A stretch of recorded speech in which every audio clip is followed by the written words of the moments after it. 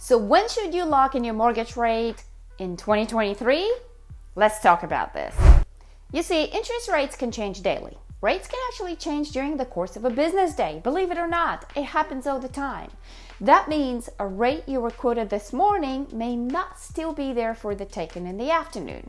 And some of you also think that the rate that was quoted to you over the phone, online, or in person is yours for the taking. Well, I hate to break it in, but it's not. If you were quoted 6% this morning, that doesn't mean that you can just grab that rate pretty much anytime you want. Instead, you have to lock in that rate with your loan officer. Loan officers will not lock you in automatically or just on their own. You're going to have to make a very specific request for this. So then, when should you make that request? Well, personally, I'm a bit conservative on this issue, and I say that if you're comfortable with the rate that you're being quoted and you can qualify, just go ahead and lock it in. I would lock in as early as possible myself. So your loan officer will tell you when and how you can lock your rate, but generally speaking, your loan file needs to be fully completed. That means your credit report should be run and reviewed, your income and assets should be submitted to your loan officer, and they should be reviewed as well, and so on and so forth. Everything should be done. So why can't you lock in just over the phone when all you've done is send in a loan application? Well, because lenders take mortgage rate locks just as seriously as you do. So when you lock in a rate, the lender in effect sets your rate aside and pulls your mortgage money from its line of credit. So if the loan doesn't close for whatever reason, the lender then will have to take those funds back and put them back into their credit line.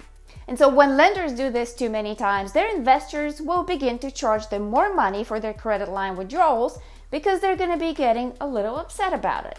That makes things a lot more expensive for all the parties involved, including you, the buyer.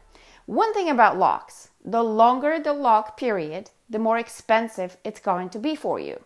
So if you want to lock in your rate for 30 days, the price will be slightly higher compared to a 10 or 15-day lock. And it will be higher for longer term locks, more than 30 days, which in some instances you can do when you're purchasing new construction. So by floating your rate, you're unprotected. It takes quite a bit for rates to move downwards, but rates are very jittery right now. It might take a couple of weeks or more for a rate to move down by, say, 0.25%, but they can skyrocket in a blink of an eye, as we've seen that happening quite a bit recently. So what happens if you lock and then the rates move down further? Well, most loan programs allow a relock to the lower rate under certain conditions, but that doesn't come without a fee in most cases. You might be allowed a one-time float down, but you won't get the absolute lowest rate available. Close maybe, but not the lowest rate. So if you have any other questions on your home buying journey, drop them down in the comments or shoot me an email at vicky.bryant@exprealty.com and I will be happy to help you out. If I can't help you out for whatever reason, I know just the folks who can. See you next time.